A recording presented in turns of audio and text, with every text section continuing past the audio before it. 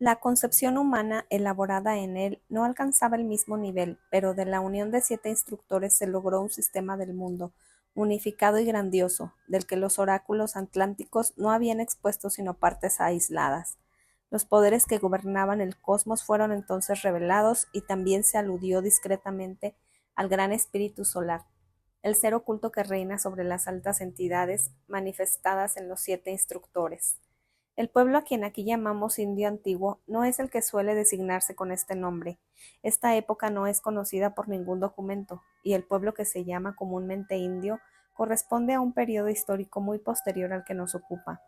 Es preciso distinguir un primer periodo posatlántico durante el cual floreció esta civilización de la India antigua, después una segunda que nosotros llamamos Antigua Persia, y posteriormente la civilización egipcio-caldea, que describiremos.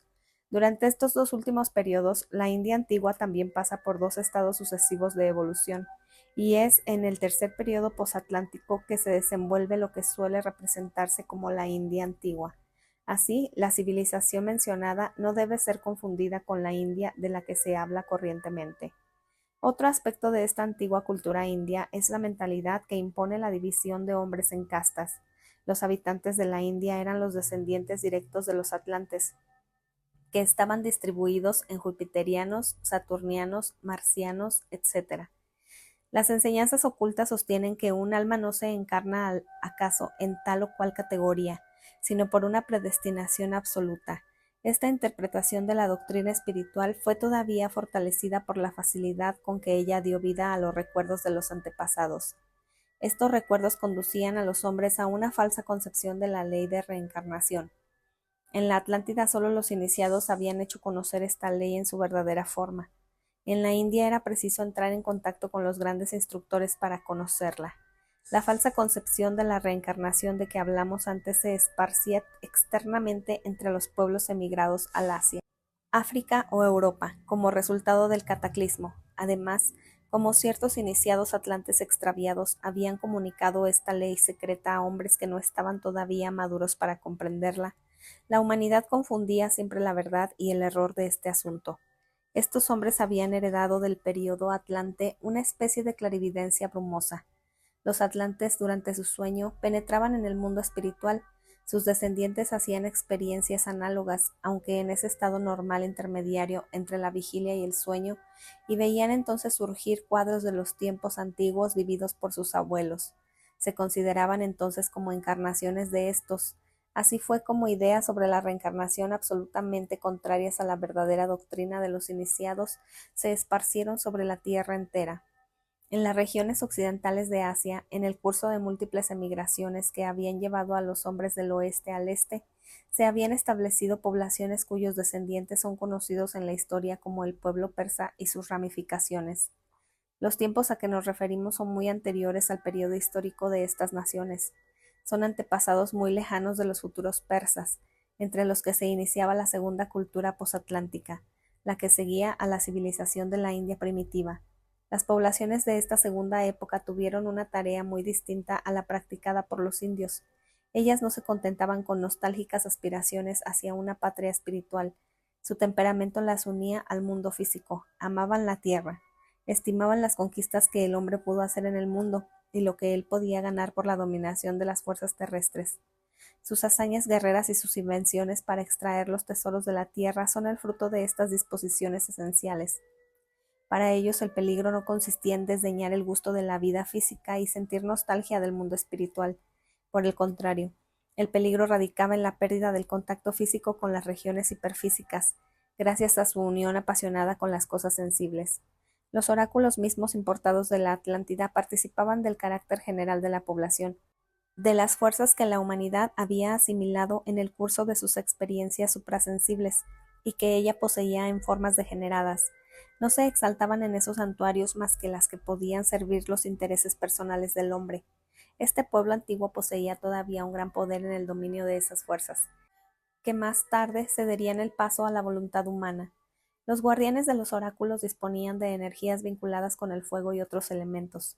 Ellos merecían el nombre de magos. De hecho, lo que ellos habían conservado de los poderes y conocimientos suprasensibles era poca cosa comparado con lo que el hombre había poseído en otro tiempo.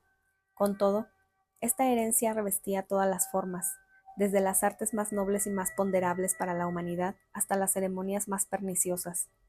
En estos hombres la acción luciférica operaba intensamente. Ella los había puesto en relación con todas las potencias hostiles al plan de los grandes seres, quienes sin la intrusión luciférica hubiesen gobernado el cosmos en la ruta del progreso, los mismos que entre el pueblo habían conservado el alcance de la antigua clarividencia en los estados intermediarios entre la vigilia y el sueño, se sentían arrastrados hacia las entidades inferiores del mundo espiritual.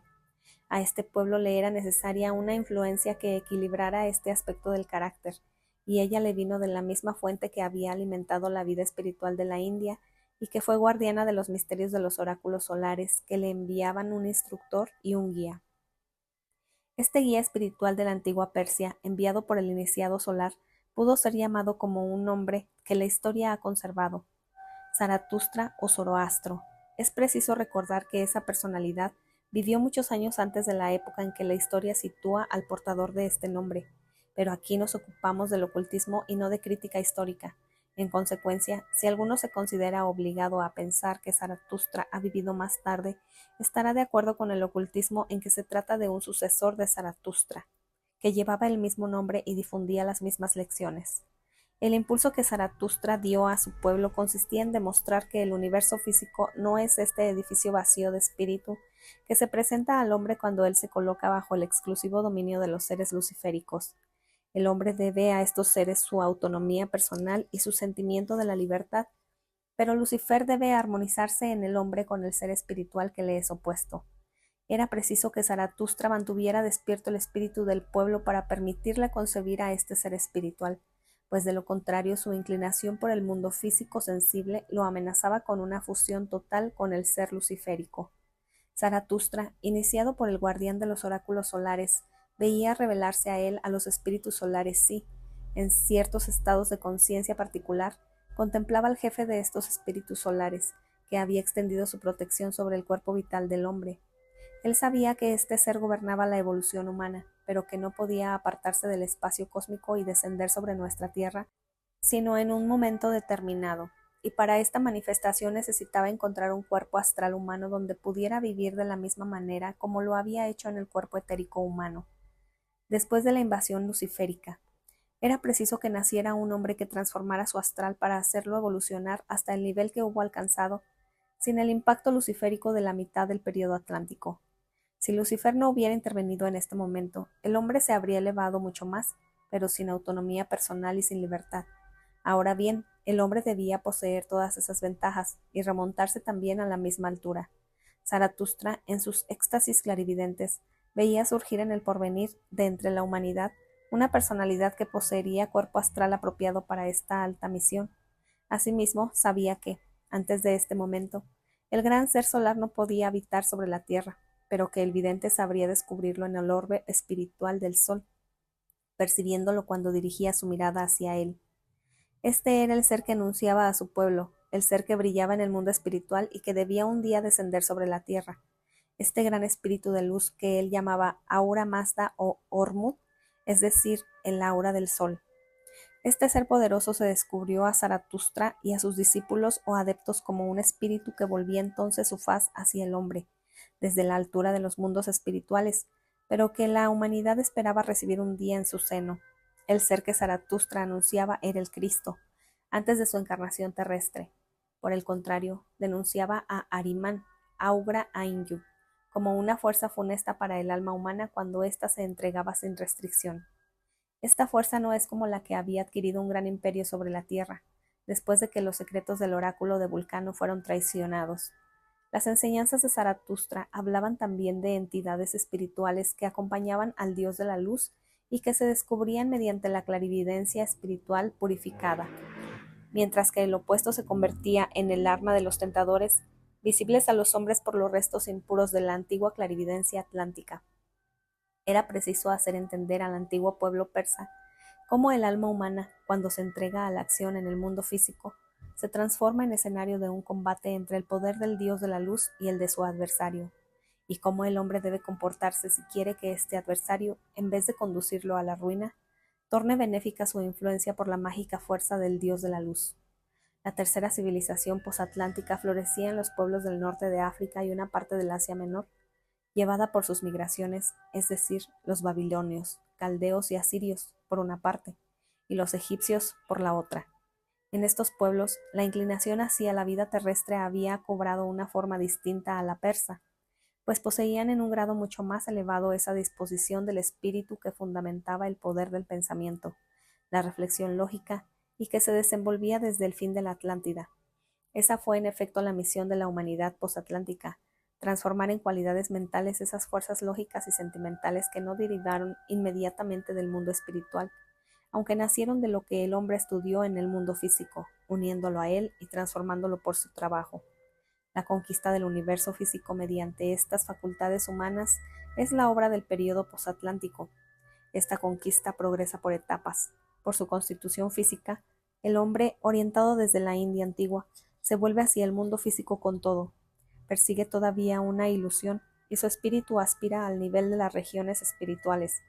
Los persas, por el contrario, desearon someter el mundo físico al hombre, pero este pueblo empleó en gran parte para su obra las fuerzas físicas, herencia de una época en que el hombre alcanzaba inmediatamente el mundo espiritual.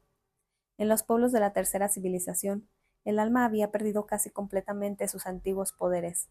Entonces fue preciso buscar laboriosamente en su ambiente físico la manifestación del espíritu y ocuparse de su propio desarrollo mediante la invención o el descubrimiento de instrumentos de progreso debidos a los recursos físicos. La investigación de las leyes espirituales, ocultas detrás del velo de las cosas físicas, dio nacimiento a las ciencias. El conocimiento de las fuerzas del mundo físico y su utilización dieron nacimiento a la industria, al trabajo artístico y a los instrumentos apropiados. Para los caldeos y babilonios, el mundo sensible ya no era una ilusión, pues estaban inmersos en él, en sus reinos, en sus montañas y sus océanos, en su atmósfera y en sus ríos, en los que se manifestaba la acción espiritual de poderes ocultos, en los cuales el hombre debía descubrir las leyes. Para el egipcio, la tierra era un campo de acción que recibía en estado incipiente y que debía modificar a través de su inteligencia, imprimiéndole el sello del poder humano. En Egipto había oráculos importados de Atlántida, particularmente los de Mercurio, y otros como, por ejemplo, algunos santuarios de Venus. Las enseñanzas y las prácticas corrientes en estos santuarios dieron vida a un nuevo germen en el seno del pueblo egipcio. Un gran instructor los cuidó, había seguido en Persia la disciplina de los misterios de Zaratustra, y fue la reencarnación de un discípulo del gran Zaratustra mismo, llamémosle Hermes. Su conocimiento de los misterios de Zaratustra le señaló el verdadero camino por el cual debía orientar al pueblo egipcio. La atención de este pueblo se había inclinado hacia el mundo sensible a tal punto que entre el nacimiento y la muerte no había sino una visión muy limitada del mundo espiritual oculta detrás del velo físico. Él, sin embargo, reconocía en el mundo físico a las leyes emanadas del espiritual. En consecuencia, no consideraba necesario presentar el mundo espiritual como un dominio en el que se podría penetrar desde la vía terrestre, pero se podía hacer comprender al hombre que, en el estado incorpóreo consecutivo de la muerte, él estaría en contacto con esos mismos espíritus que durante la vida terrestre se manifestaban con las formas de la realidad física. Hermes enseñaba lo siguiente: en la medida en que el hombre emplee sobre la tierra sus fuerzas para obrar según las potencias espirituales, comulgará con ellas después de la muerte. En particular, los que hubieran mostrado más celo en obrar así, serían, después de la muerte, unidos al gran ser solar. En los caldeos, el espíritu humano se unió por otra parte a las fuerzas terrestres. Las leyes del mundo físico se estudiaron y únicamente por símbolos se pudo hacer alusión a las cosas espirituales.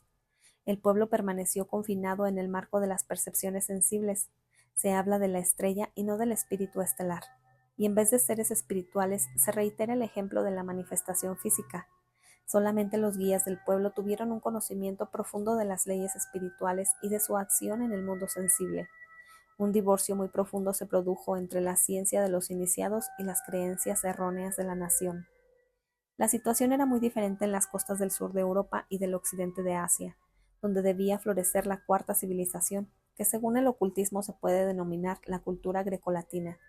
A estos países habían afluido masas de emigrantes llegadas de todos los rincones del Nuevo Mundo. Se habían fundado santuarios que continuaban los múltiples oráculos de la Atlántida. Había hombres que conservaban los atávicos restos de la antigua clarividencia, y otros que podían recuperarla fácilmente por medio de una disciplina apropiada. En muchos de estos santuarios se conservaba no solamente la tradición de antiguos iniciados, sino la de sucesores dignos de aquellos, que atraían alumnos para hacerlos ascender a las altas esferas de la clarividencia espiritual. Por otra parte, esos pueblos tenían el instinto de crear formas sensibles aptas para reproducir en el mundo físico las cualidades de la esencia espiritual. Todo el arte griego es una de las consecuencias de este instinto. Basta observar un templo griego desde la percepción espiritual para constatar que en esta maravillosa obra de arte cada una de sus partes está hecha de tal manera que representa una realidad espiritual. El templo griego es la morada del espíritu y su arquitectura resalta lo que percibe el ojo del vidente. El templo de Zeus o Júpiter está construido también de tal modo que el ojo físico contempla una envoltura apropiada de lo que descubre el ojo espiritual.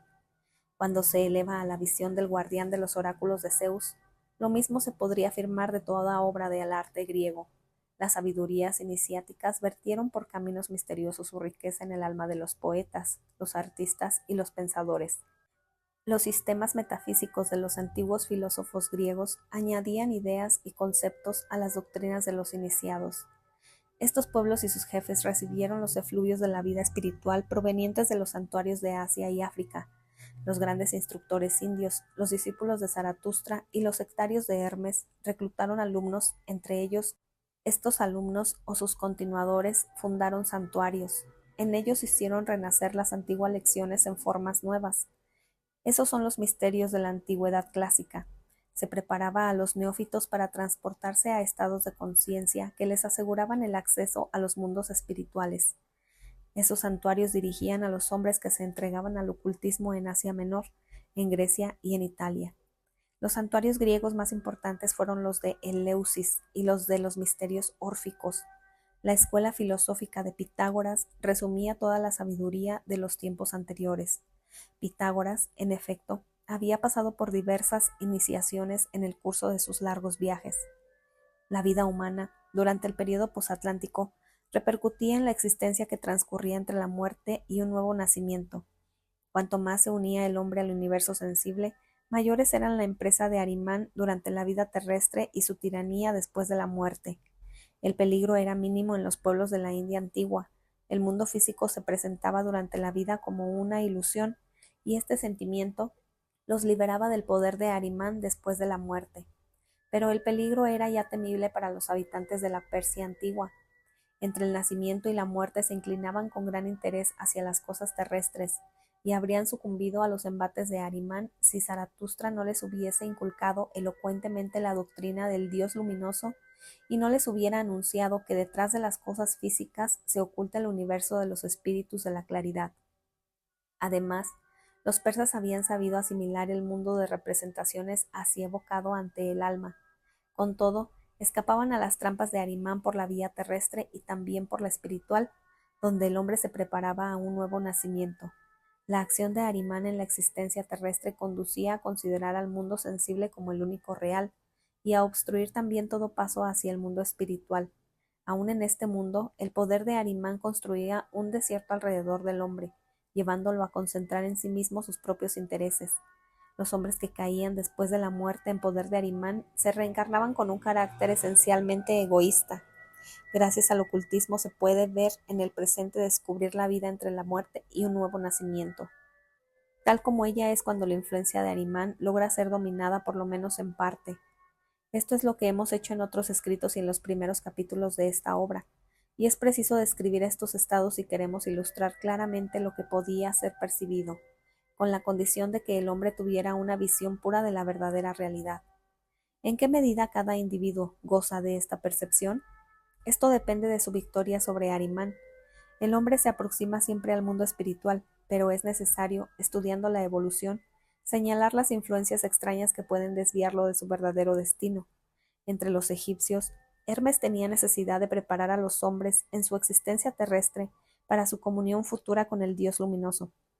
Pero como los intereses de ellos habían tomado una dirección tal que previamente levantaban el velo psicosensible, resultaba que después de la muerte la mirada espiritual permanecía turbada y la percepción del mundo de la luz confusa. Ese velo arrojado sobre las realidades espirituales nunca fue tan denso como para las almas que abandonaban un cuerpo grecolatino.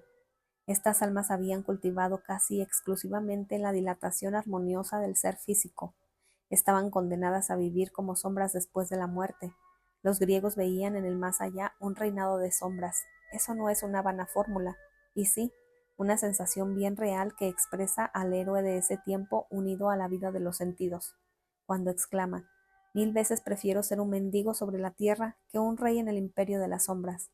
Ese sentimiento era todavía más acentuado en los pueblos asiáticos, que centraban su atención en los símbolos sensibles en vez de atender las realidades del espíritu, aun cuando trataban de su culto o su adoración.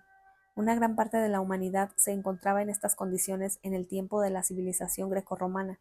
Se concebía que la misión de la humanidad posatlántica, que era conquistar la naturaleza física, era, por el contrario, el alejamiento de las cosas espirituales. Así, la grandeza en un aspecto llevaba consigo la decadencia en otro. En los misterios se continuaba cultivando la comunión con el mundo espiritual. Los iniciados conocían este mundo por las relaciones que tenían en sus estados particulares. Eran, al menos, los continuadores de los iniciados atlantes y descubrían lo que el impacto de Lucifer y Arimán habían velado. Lucifer ocultaba al hombre todas las esencias y las fuerzas espirituales que sin él habrían sido vertidas en el cuerpo astral del hombre antes de la media civilización atlántica. Si el cuerpo etérico no hubiera sido independiente del cuerpo físico, el hombre habría percibido esta parte del mundo espiritual como una experiencia interior del alma. Por el impacto luciférico, no pudo hacerlo sino en estados de conciencia anormales. En ellos aparecía un mundo espiritual bajo un ropaje astral. Las entidades se representaban con formas semejantes a los vehículos más altos del ser humano, siendo estos los símbolos astrales de correspondientes fuerzas espirituales. De esta manera se manifestaban formas sobrehumanas. Después del asalto de Arimán, otra especie de iniciación se superpuso a la que acabamos de indicar. Arimán hubiera velado para el hombre toda la parte del mundo espiritual que hubiera aparecido detrás de la percepción exterior si su intrusión no comenzara en la mitad del período atlántico.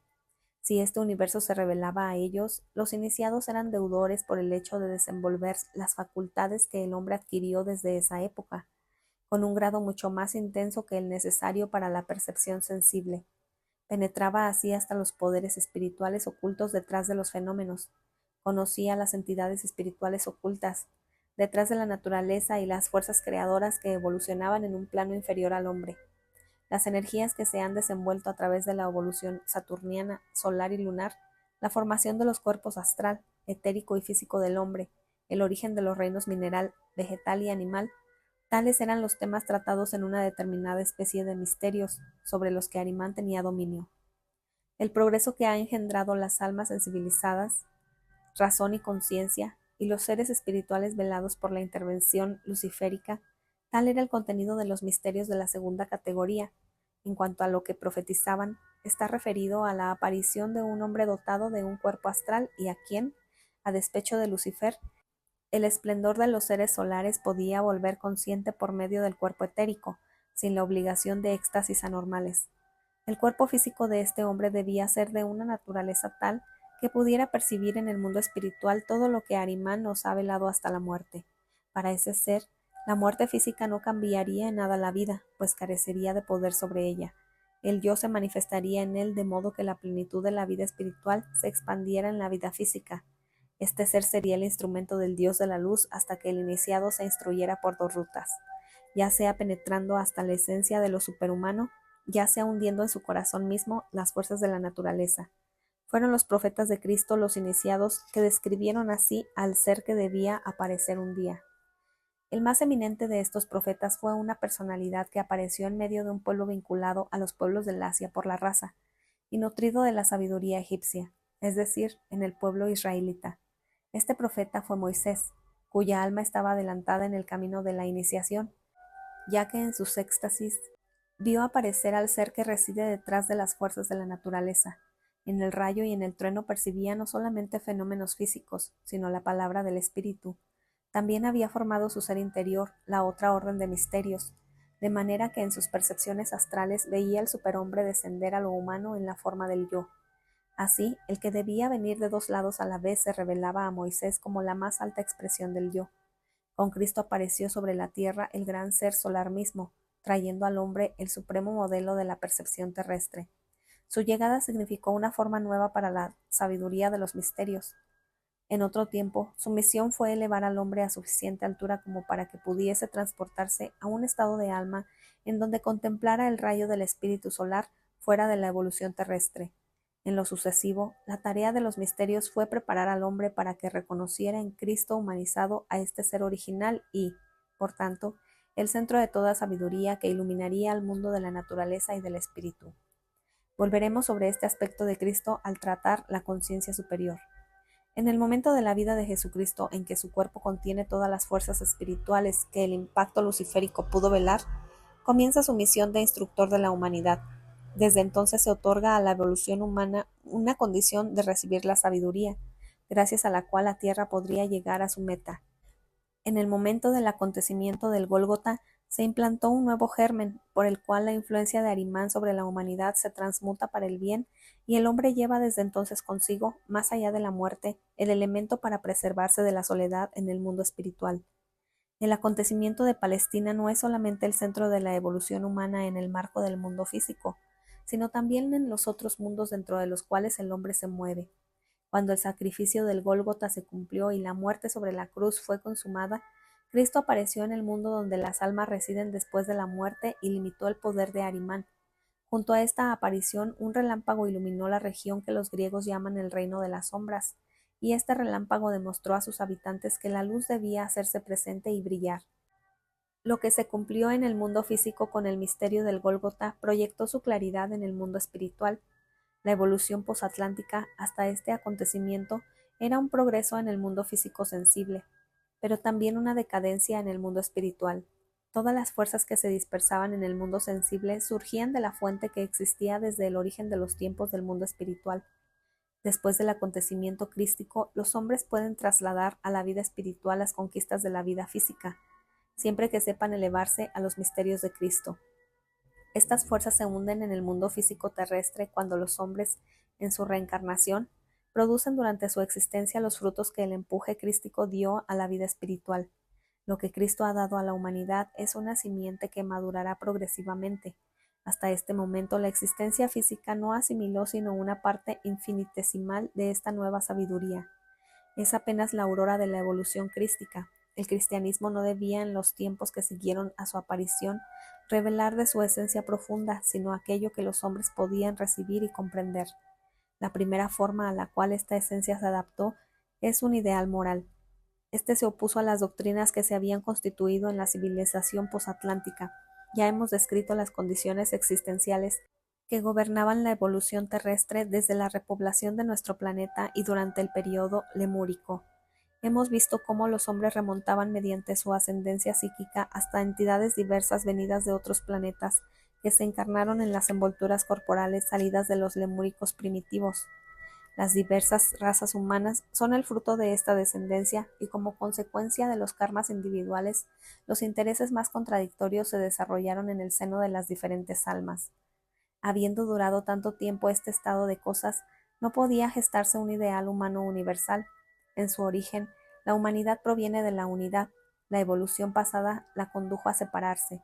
Sin embargo, en Cristo nos es dado un modelo ideal que rechaza toda separatividad, porque en el hombre que lleva el gran nombre de Cristo ha vivido el gran ser solar de donde ha surgido todo yo humano. El pueblo israelita tenía la conciencia de ser un pueblo separado, donde cada miembro era una parte. Cuando al principio se concibió a Cristo como el hombre ideal colocado sobre todas las causas de separatividad, el cristianismo fue naturalmente y ante todo la doctrina de la fraternidad universal. Por encima de todos los intereses y uniones particulares, el sentimiento percibió que el yo profundo de todo hombre tiene el mismo origen. El Padre de todos los hombres tomó el lugar de los ascendientes personales. El yo y el Padre son uno. En el cuarto, quinto y sexto siglos después de Jesucristo se preparó en Europa el estado de civilización en el cual vivimos en la actualidad. Este estado debía reemplazar progresivamente la cultura grecolatina. Es la quinta época posatlántica.